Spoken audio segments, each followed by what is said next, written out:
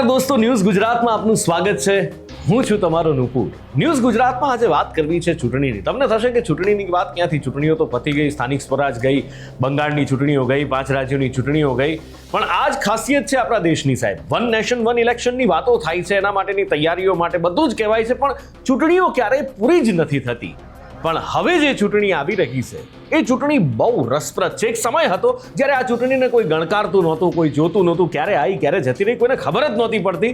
પણ પાછલા કેટલાક થોડા વર્ષોથી આ ચૂંટણી બહુ રસપ્રદ થઈ રહી છે. શું છે આ ચૂંટણી? મારા સહયોગી જાગૃતિ પાસેથી જાણીએ. જાગૃતિ. નુપુર, સાચી વાત છે, કારણ કે લોકસભા ઇલેક્શન, વિધાનસભા ઇલેક્શન હોય એટલે અને સ્થાનિક સ્વરાજની ચૂંટણી હોય એટલે મતદાતા કેન્દ્ર ઉપર પહોંચતા હોય છે અને પોતાના મતાધિકારનો ઉપયોગ કરતા હોય છે.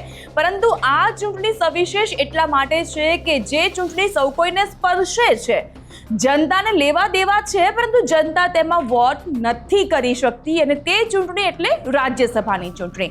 ચૂંટણી પંચ દ્વારા 10 રાજ્યમાં રાજ્યસભાની 24 બેઠક માટે ચૂંટણીની તારીખોની જાહેરાત કરી દીધી છે, જેના માટે 18 જૂનના રોજ ચૂંટણી યોજાવાની છે. ઉમેદવારી નોંધાવવાની છેલ્લી તારીખ 8 જૂનની પણ જાહેરાત થઈ ચૂકી છે. હવે આ બેઠકમાં વર્તમાન સભ્ય જે 21 જૂનથી 19 જુલાઈ દરમિયાન નિવૃત્ત થઈ રહ્યા છે, અને તે તમામે તમામ બેઠકો ખાલી પડવાની છે. બેઠકો ખાલી ન રહે તે માટે ચૂંટણીની જાહેરાતો થઈ ચૂકી છે. ગુજરાત અને મધ્યપ્રદેશ સહિત 10 રાજ્યની 24 બેઠક માટે 18 જૂને મતદાન યોજાવાનું છે. ગુજરાતની આપણે વાત કરીએ, કારણ કે આપણે ગુજરાતી અને આપણને આપણા રાજ્ય સાથે લેવા દેવા હોય, તો ગુજરાતના 4 સાંસદ, જેમાં રામભાઈ મોકરિયા છે, નરહરી અમીન, શક્તિસિંહ ગોહિલ અને રમીલાબેન બારા, કે જેઓ આ સમયગાળા દરમિયાન નિવૃત્ત થઈ રહ્યા છે. આ ઉપરાંત કોંગ્રેસ અધ્યક્ષ મલ્લિકાર્જુન ખડગે અને કોંગ્રેસના વરિષ્ઠ નેતા દિગ્વિજયસિંહ પણ નિવૃત્ત થઈ રહ્યા છે. તો કેન્દ્રીય મંત્રી રવનીતસિંહ બિટ્ટુ અને જ્યોર્જ કુરિયન પણ રાજ્યસભામાંથી નિવૃત્ત થઈ રહ્યા છે. એટલે કહી શકાય કે નિવૃત્ત થઈ રહેલી એ સંખ્યા છે રાજ્યસભા સાંસદોની, અને એ બેઠકને ભરવા માટે આ ચૂંટણી યોજાવાની છે. ગુજરાતમાં કુલ 182 માંથી ભાજપ પાસે 162 ધારાસભ્યો. ગુજરાતનું પલડું ભારે છે. લોકસભા ગણી લો કે પછી તમે વિધાનસભા ગણી લો. અને કોંગ્રેસ પાસે 12, આપ પાસે 4 અને 4 અપક્ષ ધારાસભ્ય. મતોની સંખ્યા, કુલ ધારાસભ્યોની સંખ્યા અને રાજ્યસભાની બેઠકોની સંખ્યાના આધારે ગણવામાં આવે છે. આમ તો રાજ્યસભાની ચૂંટણીનું એકડા બગડા વોટવાળું ગણિત ખૂબ જ જટિલ છે, સમજવું મુશ્કેલ છે, એટલે તેમાં આપણે બહુ ડિટેલમાં નથી પડતા. પણ 4 બેઠકોની ચૂંટણી માટેનું ગણિત માંડીએ તો એક સાંસદને જીતવા માટે લગભગ 38 ધારાસભ્યોનું સમર્થન અથવા તો વોટ જોઈએ. હવે વિધાનસભાની વર્તમાન પરિસ્થિતિને જોઈએ તો કોંગ્રેસ પાસે માત્ર ને માત્ર 12 ધારાસભ્ય. તેથી શક્તિસિંહ માટે ગુજરાતમાંથી ચૂંટાવું લગભગ અશક્ય જેવું લાગી રહ્યું છે. પરંતુ એ વાતમાં કોઈ બેમત નથી કે શક્તિસિંહ ગુજરાત કોંગ્રેસના ખૂબ જ પ્રભાવશાળી, શક્તિશાળી નેતા છે. એટલે કોંગ્રેસ આ વાત પણ સાહિત્ય જાણે છે. એટલે હવે તેમના માટે વ્યવસ્થા કોંગ્રેસની કેવા પ્રકારની હશે તે જોવું ખૂબ જ રસપ્રદ બનશે. હવે સવાલ એ થાય છે કે ભાજપ કોને ચાન્સ આપશે, કોણ મારી જશે મેદાન? નુપુર, આ તમામ વિષય વસ્તુ હવે આપણે આપણા દર્શકોને સમજાવીએ. બિલકુલ, આ બહુ રસપ્રદ ચિત્ર છે. શક્તિસિંહની જે જાગૃતિએ વાત કરી, ન માત્ર ગુજરાત પણ ઓલ ઇન્ડિયા કોંગ્રેસ કમિટીમાં પણ એમનું ખૂબ વજન પડે છે, એટલે સ્વાભાવિક રીતે એમને રાજ્યસભામાંથી હટવા તો નહીં જ દે કોંગ્રેસ, એવી એક શક્યતા છે. એટલે ક્યાંક કદાચ કોઈ બીજા રાજ્યમાંથી એમને સેટ કરે. બાકી ગુજરાતમાંથી તો હવે કોંગ્રેસનું રાજ્યસભામાં જવું અશક્ય છે. પણ ભાજપ આ વખતે 4 એમના જ મેદાને ઉમેદવારો, એમના મુરતિયાને મોકલશે. મુરતિયા કોણ? બહુ જ રસપ્રદ થશે કે રાજ્યસભામાંથી ભાજપ કોને ટિકિટ આપશે. આ સમય નહીં ભૂલવો જોઈએ. 2026ના મીડમાં છીએ. 1 વર્ષ પછી ચૂંટણીના ઢોલ વાગતા હશે. એટલે 2027માં ચૂંટણી આવે છે, અને ભાજપ ભલે એમ કહેવાતું હોય ભાજપના મોટા નેતાઓ કે નાતી જાતિના વાડા તોડીને યુવાનો અમને વોટ આપે છે, પણ ભાજપ સોશિયલ એન્જિનિયરિંગમાં સૌથી માસ્ટર છે. અને જ્યારે ચૂંટણી આવતી હોય ત્યારે આ સોશિયલ એન્જિનિયરિંગને બખૂબી સાધી શકે છે.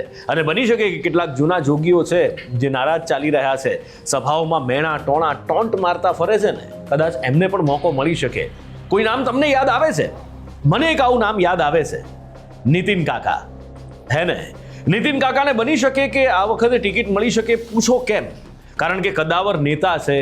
એક સમયે ભારતીય જનતા પાર્ટીની ફાયર બ્રિગેડ કહેવામાં આવે છે. એ આંદોલન હોય કે અંદરના ડખા હોય કે કોઈ પણ પરિસ્થિતિ, નીતિન પટેલ હંમેશા ભાજપ માટે સંકટ મોચન રહ્યા છે અને એની સાથે સાથે ખૂબ મોટી વોટ બેંક છે જે નીતિન કાકા પ્રભાવિત કરે છે અથવા તો નીતિન કાકાથી પ્રભાવિત છે. એક મોટો સમાજ, કડવા પાટીદારનો ઉત્તર ગુજરાતનો આ સમાજ છે, એ નીતિન કાકાથી પ્રભાવિત છે. એટલે બની શકે કે નીતિન કાકાને આપી શકે અત્યારે બિલકુલ નિવૃત્તિનું જીવન ગાળી રહ્યા છે રાજકીય રીતે. ધારાસભ્ય નથી, ઘણું બધું એમને ઈચ્છતા હતા, ઘણી બધી ઝંખનાઓ હતી, એ પૂરી નથી થઈ. એટલે બની શકે કે એમને આમાં ચાન્સ મળી શકે છે. બીજું એક નામ જો લેવા પટેલ સમાજમાંથી વિચારીએ તો કોનું આવી શકે? હિન્ટ આપું, જ્યારે પણ ચૂંટણી આવે ત્યારે કોંગ્રેસમાં જોડાવું, ભાજપમાં જોડાવું, આમાં જોડાવું, તેમાં જોડાવું, ના જોડાવું તો આને સમર્થન આપું, આને સમર્થન આપું. અને એકલા નહીં, એમનો દીકરો પણ મેદાનમાં આવી જાય. ક્યારેક કોઈક ધારાસભ્યની સાથે દેખાય, ક્યારેક કોઈક પાર્ટી માટેની વાત કરે. યાદ આવે છે ખોડલધામના નરેશ પટેલ. બની શકે નરેશ પટેલને પણ ટિકિટ ભાજપ આપી શકે, કારણ કે ભારતીય જનતા પાર્ટી માટે લેવા પટેલ વોટ બેંક ખૂબ મહત્વની છે અને 15% વોટ બેંક લેવા અને કડવાને ભેગા કરો તો ગુજરાતમાં થાય છે. એટલે બની શકે કે આખા સૌરાષ્ટ્ર પર, આખા લેવા પટેલ સમાજ પર નરેશ પટેલનું પ્રભુત્વ છે, તો એમને પણ ટિકિટ મળી શકે છે કે જેના કારણે લેવા પટેલની વોટ બેંક સચવાઈ જાય. એની સાથે સાથે એવું પણ બની શકે કે એક ઠાકોર ચહેરો પણ જોવા મળે, કારણ કે ઠાકોરોની વોટ બેંક ખૂબ મોટી છે ગુજરાતની અંદર અને એ ઉત્તર ગુજરાતથી લઈ સૌરાષ્ટ્ર સુધી તમને બધે જ જોવા મળશે આ વોટ બેંક. અને એટલા માટે જ એક કદાવર શક્તિશાળી ઠાકોર નેતાને પણ ટિકિટ મળી શકે છે. અત્યારે નામ નહીં આપું કારણ કે થોડું નામ લેવામાં કદાચ કંઈક કોન્ટ્રોવર્સી થઈ જાય, પણ એ નામ તમે નક્કી કરી શકો છો કોણ છે. ઠાકોર સમાજ, કદ્દાવર ચહેરો, ભારતીય જનતા પાર્ટી, સ્વચ્છ છબી, કોણ હોઈ શકે? અને એની સાથે કદાચ એવું પણ બની શકે કે એવા કોઈ વ્યક્તિ જે પદ્મશ્રી હોય, પદ્મભૂષણ હોય અને સમાજ પર એમનું પ્રભુત્વ હોય, એમને પણ ટિકિટ મળી શકે છે. એની સાથે સાથે એક નામ કદાચ તમને હસવું પણ આવી શકે, પણ મેં ખૂબ ડીપ એનાલિસિસ કરીને આ નામ મેં વિચાર્યું અને મને લાગ્યું કે કદાચ આ હોઈ શકે. જયેશ રાદડિયા. શું લાગે છે તમને, હોઈ શકે? આમ તો ઇફકો વખતે જે થયું એ આપણે જોયું હતું, મેન્ડેટ વિરુદ્ધ ગયા, જીતીને આવ્યા, પણ એની પહેલા મંત્રી હતા, કેબિનેટ મંત્રી, કદ્દાવર ચહેરો, વિઠ્ઠલભાઈના વારસદાર છે. લેવા પટેલ સમાજ ઉપર બહુ જ મોટી પકડ છે એમની અને એની સાથે સાથે સહકારી ક્ષેત્રના તો એ કિંગ ગણવામાં આવે છે. અને દિલીપ સંઘાણી પછી જો ગુજરાતમાં કોઈનું નામ લેવાતું હોય તો એ જયેશભાઈનું નામ લેવામાં આવે છે. એટલે બની શકે કે જયેશભાઈને પણ આપી શકે, કારણ કે મંત્રીએ બનાવવાનો વાયદો કર્યો હતો, એ વાયદો પૂરો થયો નથી. માત્ર ધારાસભ્ય છે અને ઘણી બધી ઝંખનાઓ છે અને મોટા મોટા નેતાઓ સાથે હવે એમના બેસણા ઉઠણા થઈ ગયા છે, એવી વાત પણ જાણવા મળી રહી છે. તો કદાચ બની શકે કે એમને પણ ટિકિટ અપાઈ શકે છે. હવે જોવાનું એ છે કે ભાજપ કોને મેદાનમાં ઉતારે છે અને ભાજપ કોને ટિકિટ આપે છે. સોશિયલ એન્જિનિયરિંગ કેવી રીતે ભાજપ સાથે છે એ જોવાનું છે. જો કે ભાજપની એક ખાસિયત એ પણ છે, જો पर्चे में होते हैं वो चर्चे में नहीं होते और जो चर्चे में होते हैं वो पर्चे में नहीं होते. ઘણા બધા નામ છે, ઉદાહરણ આપવાની જરૂર નથી, મુખ્યમંત્રીથી લઈને, બરાબર ને?